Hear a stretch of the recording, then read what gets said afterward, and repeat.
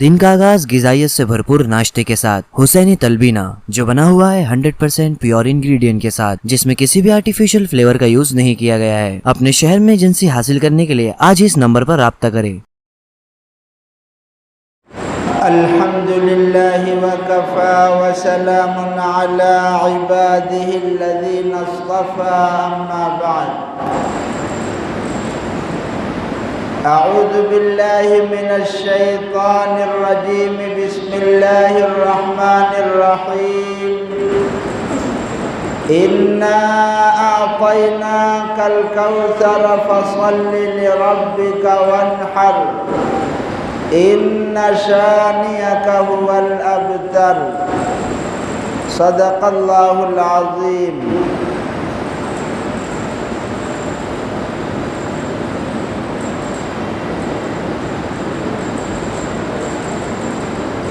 اہل باطل کا ہمیشہ سے ہے یہی دستور،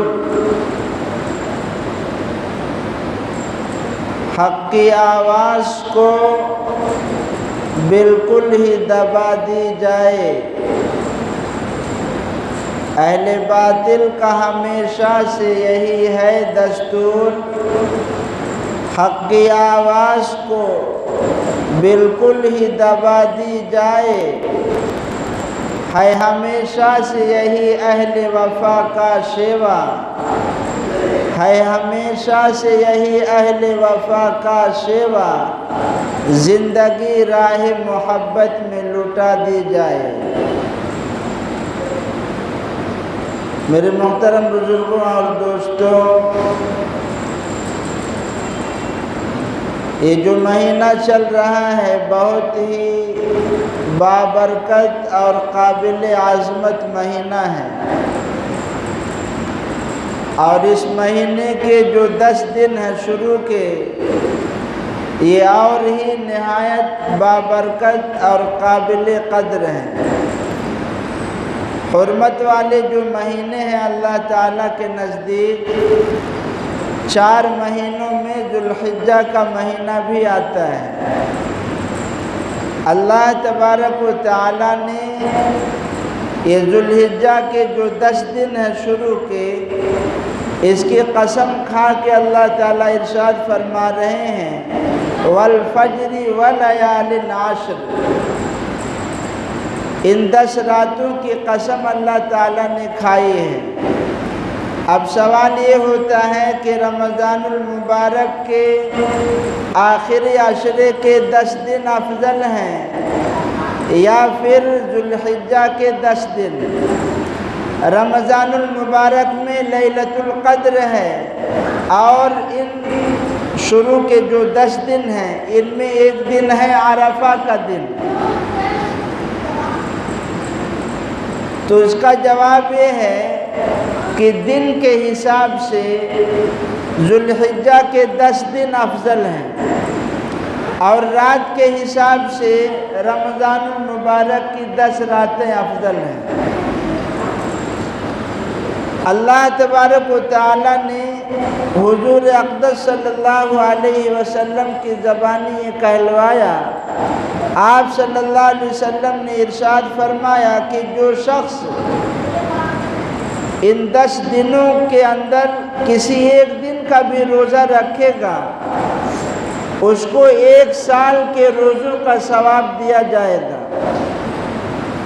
ان شروع کے 10 دن جو ہیں، کسی بھی ایک دن، چاہے پہلا دن، دوسرا دن، تیسرا دن، ایک دن کا روزہ 1 سال کے روزوں کے برابر، اور 1 رات کی عبادت کا ثواب لیلۃ القدر کی عبادت کے ثواب کے برابر دیا جاتا ہے۔ اور عرفہ کا جو دن ہے 9 ذوالحجہ، یہ عرفہ کا دن، یہ بہت ہی قابل قدر، قابل عظمت دن ہے۔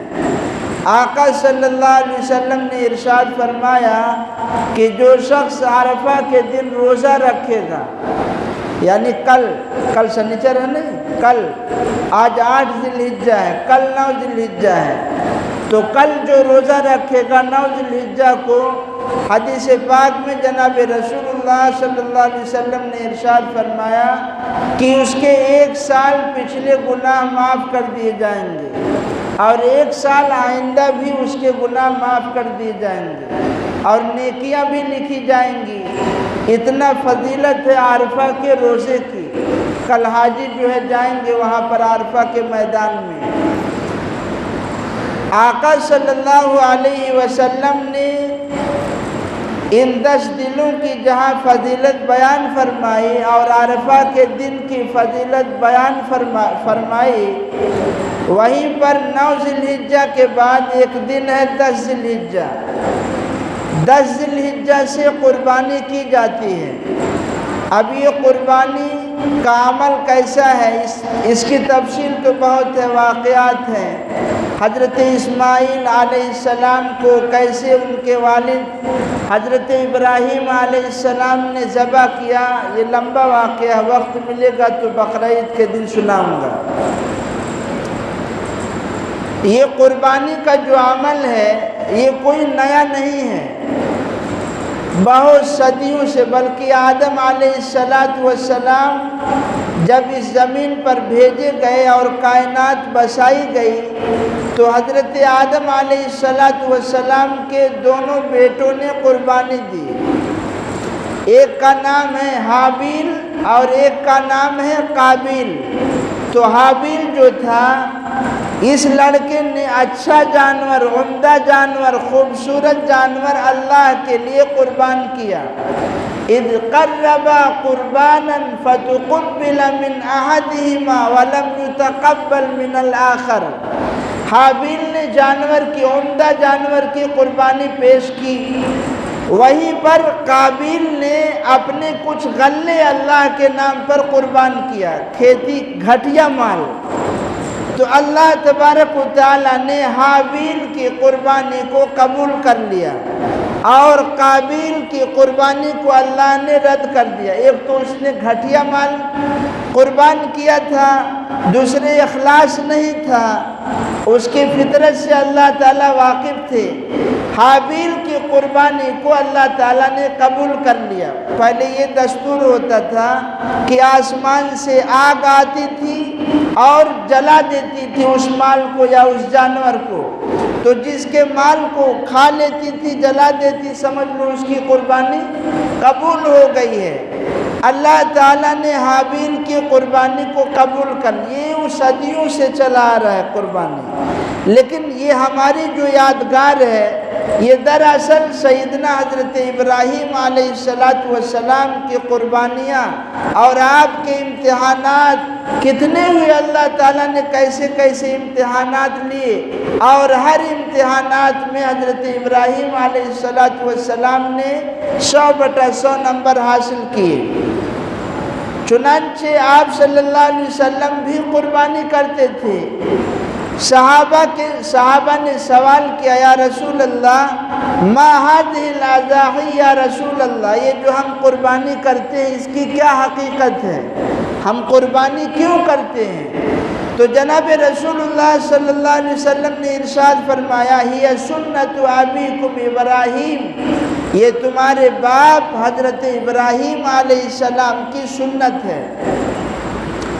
تو صحابہ نے سوال کیا، فما لنا فیہا یا رسول اللہ، سنت تو ابراہیم علیہ السلام کی ہے، ہمیں کیا ملے گا؟ تو اللہ کے نبی صلی اللہ علیہ وسلم نے ارشاد فرمایا، بکل شعرۃ حسنہ، ہر بال کے بدلے نیکی ہے۔ تو بال تو یہ بکریوں وغیرہ پہ ہوتا ہے، نہیں، بھیڑ پہ تو بال نہیں ہوتا، اون ہوتا ہے۔ اس لیے صحابہ نے سوال کیا کہ یا رسول اللہ بھیڑ وغیرہ پہ تو بال نہیں ہوتا، اون ہوتا ہے، تو کیا اون پر بھی ہر اون کے بدلے ہمیں نیکی ملے گی؟ اللہ کے نبی صلی اللہ علیہ وسلم نے ارشاد فرمایا، ہاں، ہر اون کے جو بھیڑ اور اس پہ ہوتا ہے دمبا وغیرہ پہ، ہر بال کے بدلے اللہ تعالیٰ تمہیں نیکی عطا فرمائیں گے۔ اب کتنا نیکی ہوگی؟ ابھی کسی بکرے کے بڑے بال ہوں اور مشین سے جا کر کے تھوڑا سا کاٹ لو اور گنو، گھر پر گن سکو گے؟ کتنا اللہ تعالیٰ نیکی دیتے، ہر بال کے بدلے نیکی۔ تو یہ اتنا مبارک عمل ہے کہ اللہ تبارک جناب رسول اللہ صلی اللہ علیہ وسلم نے ارشاد فرمایا کہ قربانی کے ایام میں سب سے بہتر عمل، سب سے افضل عمل اللہ تعالیٰ کے نزدیک خون بہانا ہے۔ حدیث پاک میں جناب رسول اللہ صلی اللہ علیہ وسلم نے ارشاد فرمایا کہ جب آدمی جانور ذبح کرتا ہے تو اس کا خون زمین پر گرنے سے پہلے ہی اللہ کے یہاں قبول ہو جاتا ہے۔ تو قربانی جو ہم کرتے ہیں اس کا مقصد گوشت کھانا نہیں ہے، اور نہ یہ نیت ہونی چاہیے گوشت کھانے کی۔ اصل تو اللہ کے یہاں تقوی اور اخلاص اور جذبہ ہونا چاہیے۔ کیسا جذبہ؟ آپ ذرا تصور کیجئے کہ اللہ تبارک و تعالیٰ نے حضرت ابراہیم علیہ السلام کو کہا کہ اپنے بیٹے اسماعیل کو میری راہ میں قربان کرو۔ حضرت ابراہیم علیہ السلام نے خواب دیکھا اور تعمیل کرنے لگے، خواب کے حکم کو پورا کرنے لگے۔ یہ تو امتحان تھا اللہ کے۔ ابراہیم علیہ السلام کو بھی نہیں معلوم تھا کہ اسماعیل علیہ السلام بچ جائیں گے، معلوم نہیں تھا، یہ تو اللہ ہی کو معلوم تھا۔ اسماعیل علیہ السلام کو لٹا دیے قربان کرنے کے لیے، لیکن اللہ تعالیٰ کو کچھ اور ہی منظور تھا۔ اسماعیل یہاں تک کہ چھری جو ہے چلا رہے ہیں تو چھری کام ہی نہیں کر رہی ہے، چھری کے بیچ میں تابہ حائل ہو گیا، گلا کاٹ رہے ہیں چت لٹا کر، ہو ہی نہیں رہا ہے۔ اسماعیل علیہ السلام نے کہا میرے ابا جان، ہو سکتا ہے شفقت پدری سے باپ کی محبت جوش مار رہی ہو، سامنے میرا چہرہ پڑ رہا ہو، آپ قربانی نہ دے سک رہے ہو، اس لیے مجھے کروٹ کر لیجیے۔ حضرت ابراہیم علیہ السلام نے اسماعیل علیہ السلام کو کروٹ کیا، چھری پھیر رہے ہیں، لیکن حضرت جبرائیل علیہ السلام آسمان سے اللہ کے یہاں سے جنت سے دمبا لے کے آئے، لیکن جبرائیل علیہ السلام کو بھی خطرہ تھا کہیں چھری واقعی میں چل نہ جائے، کسی کو نہیں معلوم ہے سوائے اللہ کے، کسی کو نہیں معلوم ہے کہ یہ امتحان ہے۔ اس لیے جبرائیل علیہ السلام نے دور ہی سے کہا اللہ اکبر اللہ اکبر۔ تو جب ابراہیم علیہ السلام تو ذبح کے عمل میں لگے ہوئے تھے نا، وہ تو چھری چلا رہے تھے، جب یہ آواز سنی تو حضرت ابراہیم علیہ السلام نے کہا لا الہ الا اللہ واللہ اکبر۔ خوش ہو گئے ابراہیم علیہ السلام۔ تو اسماعیل علیہ السلام بھی متوجہ ہوئے کہ یہ کیا ماجرا ہے، دیکھتے ہیں کہ جبرائیل علیہ السلام دمبا لے کر آئے ہیں جنت سے۔ تو اسماعیل علیہ السلام بھی کہنے لگے واللہ اکبر وللہ الحمد، یہی تکبیر تشریق ہے۔ جبرائیل علیہ السلام نے کہا، ابراہیم علیہ السلام نے کہا، اسماعیل علیہ السلام نے کہا، ان تینوں بزرگ شخصیات کے کلمات کو اللہ تعالیٰ نے لازم کر دیا کہ 9 ذی الحجہ کی فجر سے 13 ذی الحجہ کی عصر تک، یعنی کل کی فجر کی نماز سے شروع ہو جائے گا اور 13 ذی الحجہ کی عصر کی نماز تک، یعنی عصر کی نماز میں پڑھنا ہے، اس کے بعد ختم۔ یہ تکبیر تشریق ہے جو ہر مسلمان پر، عورت پر، مسافر پر واجب ہے۔ ہر فرض نماز کے بعد ایک مرتبہ بلند آواز سے اللہ اکبر لا الہ الا اللہ واللہ اکبر وللہ الحمد۔ اس میں کوتاہیاں بھی کرتے ہیں، کسی کی اگر نماز ایک آدھ رکعت چھوٹ گئی یا الگ سے نماز، اس پر بھی ضروری ہے تیز آواز، شرمائے نہ۔ یہاں لوگ شرم محسوس کرتے ہیں کسی، اب جیسے جماعت کی نماز ہو رہی ہو تو سب لوگوں نے ایک ساتھ پڑھ لیا، ماحول ہے پڑھ لیتے ہیں، لیکن کسی کی ایک آدھ رکعت چھوٹ گئی یا کچھ سب چھوٹ گئی تو اب وہ زور سے نہیں، کیا لوگ کہیں گے، شرماؤ مت، یہ واجب ہے، نہیں پڑھیں گے تو گناہ ہوگا۔ بہرحال وہ جنت سے دمبا لایا گیا اور اللہ تبارک و تعالیٰ نے اسماعیل علیہ السلام کے بدلے اس دمبے کو قربان کر دیا۔ اب اس کی جو سیم تھی نہیں، حضرات صحابہ کے دور تک وہ جو دمبا تھا جنتی، اس کی سیم جو ہے خانہ کعبہ میں لٹکی ہوئی تھی۔ حضرت عبداللہ بن زبیر حجاج بن یوسف کے دور میں جب لڑائی وغیرہ ہوئی ہے اسی میں وہ سینگ جل گئی، کتنے 100 سال تک صدیاں گزر گئی، اس دمبے کی سینگ وہاں پر تھی، خانہ کعبہ میں لٹکی ہوئی تھی، جو جنت سے اللہ تعالیٰ نے بھیجا تھا۔ یہ ابراہیم علیہ السلام کی قربانی جو ہے یہ عاشقی کے عشق کا ایک منظر ہے کہ جنہوں نے اللہ تعالیٰ کی ایک حکم پر، ایک اشارے پر اپنے لخت جگر کو قربان کرنے کے لیے تیار ہو گئے۔ اس لیے جناب رسول اللہ صلی اللہ علیہ وسلم خود جو ہے 100 اونٹ کی قربانی آپ صلی اللہ علیہ وسلم نے کی، اور ان میں سے اکثر و بیشتر آپ صلی اللہ علیہ وسلم نے اپنے ہاتھوں سے ذبح کیا۔ یہاں تک کہ مکہ المکرمہ سے مدینہ المنورہ آپ صلی اللہ علیہ وسلم ہجرت کر گئے، مدینہ المنورہ میں 10 سال آپ صلی اللہ علیہ وسلم نے قیام کیا، لیکن روایت میں ہے اقام النبی صلی اللہ علیہ وسلم بالمدینہ، رسول اکرم صلی اللہ علیہ وسلم نے مدینہ میں 10 سال قیام کیا، لیکن آپ صلی اللہ علیہ وسلم ہر سال قربانی کیا کرتے تھے۔ ہر سال آپ صلی اللہ علیہ وسلم قربانی کیا کرتے تھے، اس لیے کہ قربانی جس کے اوپر واجب ہے وہ ضرور بھی ضرور قربانی کرے۔ اور یہ جو پروپیگنڈا ہو رہا ہے غیروں کی طرف سے یا اپنے مسلم لوگوں کی طرف سے کہ اتنا زیادہ خون بہانے کی کیا ضرورت ہے، اگر یہی پیسہ غریبوں کو دے دیا جائے، مسکین اور بیواؤں کی مدد کر دی جائے تو بہت اچھا ہوگا۔ دراصل تم نے قربانی کے فلسفے کو سمجھا ہی نہیں۔ تم نے قربانی کے تم یہ سمجھ رہے ہو کہ گوشت کھانا مقصد ہے، گوشت کھانا مقصد نہیں ہے، یہ تو ایک امتحان ہے۔ اللہ تبارک و تعالی حضرت ابراہیم علیہ السلام اور جناب محمد رسول اللہ صلی اللہ علیہ وسلم کی اس سنت کو زندہ کر رہے ہیں۔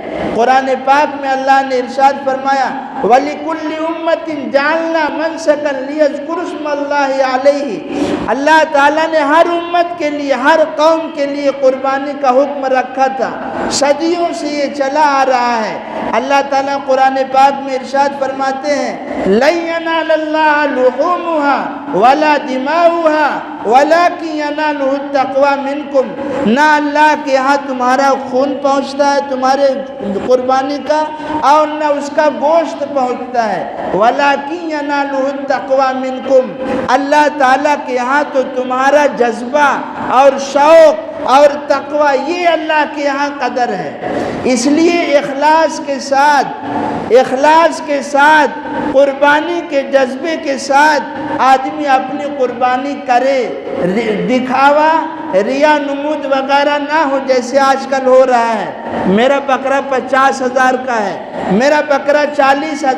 حدیث میں ہے جناب رسول اللہ صلی اللہ علیہ وسلم نے ارشاد فرمایا چونکہ عرب کے لوگ بدو قسم کے لوگ دکھلاوے کے لیے ذبح کرتے تھے جانور کو کہ میرا اتنے کا ہے، میرا اتنے کا ہے، جناب رسول اللہ صلی اللہ علیہ وسلم نے منع کیا ایسے لوگوں کے قربانی کا گوشت نہ کھاؤ، ایسے لوگوں کے ذبح کیے ہوئے جانور کا گوشت نہ کھاؤ۔ سوچنے کا مقام ہے جس چیز میں اخلاص اور للہیت ہونی چاہیے ایسی مبارک اور مقدس چیز کو ہم دکھلاوے اور ریا اور نمید کے اندر خراب کر دیتے ہیں۔ اس لیے اخلاص کے ساتھ قربانی کرنی چاہیے۔ اب جس پر قربانی ہے قربانی کرے۔ دیکھو باتیں بہت ساری ہیں، وقت نہیں ہے، میں 2-4 مسئلے رکھ رہا ہوں آپ کے سامنے جو عام طور پر پیش آتے ہیں۔ گھر کے اندر عام طور پر یہ سمجھا جاتا ہے گھر کے اندر باپ ہے، بیٹا ہے، بیوی ہے، بہو ہے، جو بھی ہے، اگر ہر آدمی کے پاس اتنا مال ہے جس پر قربانی واجب ہے، دیکھو زکوٰۃ واجب ہوتی ہے تو سال گزرنا شرط ہے، لیکن قربانی میں سال گزرنا شرط نہیں ہے۔ اگر تیسرے دن عصر کے وقت اگر آپ کے پاس اتنا مال آ گیا جس پر قربانی واجب ہے تو آپ کو عصر بعد خرید کے کرنا چاہیے۔ کتنے دن قربانی ہے؟ 3 دن۔ کون کون سی؟ اس میں بھی گڑبڑی ہے۔ 10 ذوالحجہ 11 ذوالحجہ 12 ذوالحجہ 10 ذوالحجہ کی عید کی نماز کے بعد سے 12 ذوالحجہ کی سورج غروب ہونے سے پہلے پہلے قربانی کا وقت رہتا ہے۔ 3 دن ہے، 4 دن نہیں ہے۔ اگر کسی کو بات کرنی ہے تو کمرے میں آ سکتا ہے کہ اگر کوئی کہے 4 دن ہے یا 5 دن ہے 6 دن ہے، یہ بھی فتنہ ہے، یہ بھی فتنہ ہے، یوٹیوب کے اندر بھی آ رہا ہے اور ویسے بھی ایک دوسرے کو بہکاتے رہتے ہیں۔ تو میرا دروازہ کھلا ہے، ہر دم کھلا ہے۔ کسی کو اگر اشکال ہو، اعتراض ہو اور جس روایت کو یہ موضوع مطلب دلیل میں پیش کرتے ہیں کہ قربانی کا دن 4 دن ہے، تو میرے پاس جواب ہے جو میں یہاں نہیں رکھ سکتا، وقت نہیں رہتا ہے۔ بہرحال قربانی 3 دن ہے۔ جناب رسول اللہ صلی اللہ علیہ وسلم نے قربانی کا یہ عمل کیا ہے۔ اب تو اگر ہر گھر کے اندر ہر آدمی کے اوپر قربانی واجب ہے تو سب کو ادا کرنا چاہیے۔ ہوتا کیا ہے، کئی لوگوں پر جب قربانی واجب سوچتے ہیں گھر میں ایک ہی آدمی کر دے تو ادا ہو جائے گا، ایسا نہیں ہے۔ جس کے اوپر واجب ہے سب کو قربانی واجب ادا کرنا ہے۔ ایک مسئلہ یہ بھی ہے، میں بھی چھوٹا سا تھا، ہمارے گھر پہ بھی ہوتا تھا کہ جو ہے اس سال ابو کے نام سے ہو گئی، اس سال امی کے نام سے ہو گئی۔ اب مثلاً والدین ہیں، والدین پر قربانی واجب نہیں ہے، بیٹے کے پاس مال ہے اس پر قربانی واجب ہے، تو بیٹا کیا کرتا ہے، اس سال امی کے نام، اس سال ابو کے نام۔ ایسا صحیح نہیں ہے، قربانی آپ کی واجب ادا ہوگی ہی نہیں۔ جس پر قربانی واجب ہے، جس پر قربانی واجب ہے اس کو خود اپنی طرف سے قربانی کرنا ضروری ہے۔ سمجھے بات؟ نمبر 1۔ دوسرا مسئلہ یہ ہے، ابھی جو مسئلہ چھیڑے تھے نماز سے پہلے، ساتھ قربانی کے لیے جو جانور ہے، بکرا ہے، بکری ہے، خسی وغیرہ، ان کا 1 سال کا ہونا ضروری ہے۔ تھوڑا وقت لے سکتا ہوں، وقت ہو گیا بھائی، اجازت ہے بھائی، بہت پوائنٹ اہم مسئلہ ہے۔ 1 سال کا ہونا ضروری ہے۔ اگر 1 سال میں 1 گھنٹہ بھی کم ہوا تو آپ کی قربانی نہیں ہوگی۔ دوسرا مسئلہ جو یہ عام طور پر منڈی میں پیش آتا ہے، عام طور پر لوگ کیا دیکھتے ہیں کہ 2 دانتا ہو، دیکھتے ہیں نہیں؟ تو یاد رکھنا چاہیے یہ نشانی ہے کہ 2 دانتا اگر ہے تو گویا وہ سال بھر کا ہے، لیکن کوئی ضروری نہیں ہے، کوئی ضروری نہیں ہے کہ اگر 2 دانتا ہی ہو تو ہی سال بھر کا ہو۔ دانت ہونا ضروری نہیں ہے، اگر 2 دانتا نہ بھی ہو لیکن وہ جانور سال بھر کا ہو اس کی قربانی کر سکتے ہیں۔ یہ عام طور پر منڈی میں لوگ غلط فہمی، بس دانتا دیکھ لیے، عمر پوچھتے نہیں، بلکہ جو بیچ رہا ہے اس سے تحقیق کریں یہ سال بھر کا ہے یا نہیں ہے۔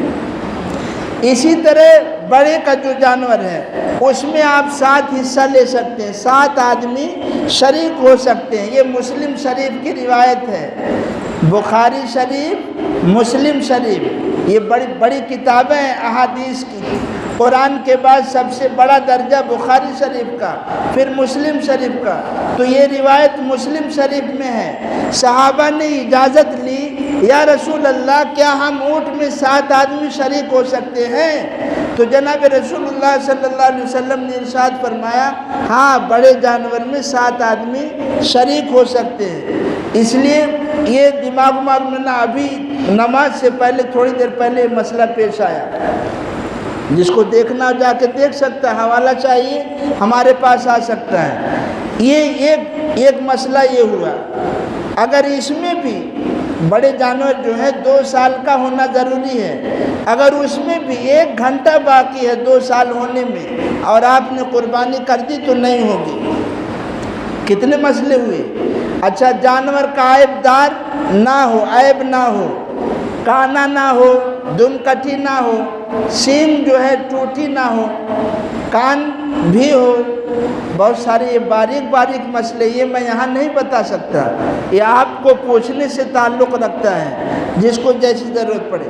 ایک مسئلہ یہ پیش آتا ہے، سوسائٹی میں آپ رہتے ہیں دیکھتے ہوں گے کہ بڑے جانور میں 6 لوگ شریک ہوئے، 7 حصہ لگ سکتا ہے، تو 6 لوگ، ابھی میں بھیونڈی گیا تھا پچھلے ہفتے، تو وہاں بھی کچھ لوگوں نے یہ سوال کیا، ایک بڑے جانور میں 6 آدمی شریک ہوئے، اب ایک حصہ رہ گیا، تو جو ایک حصہ ہے اس میں لوگ چندہ کر کے آپ صلی اللہ علیہ وسلم کے نام سے قربانی کرتے ہیں کہ نہیں کرتے ہیں؟ ہے معلوم ہے کہ نہیں؟ عام طور پر یہ صحیح نہیں ہے۔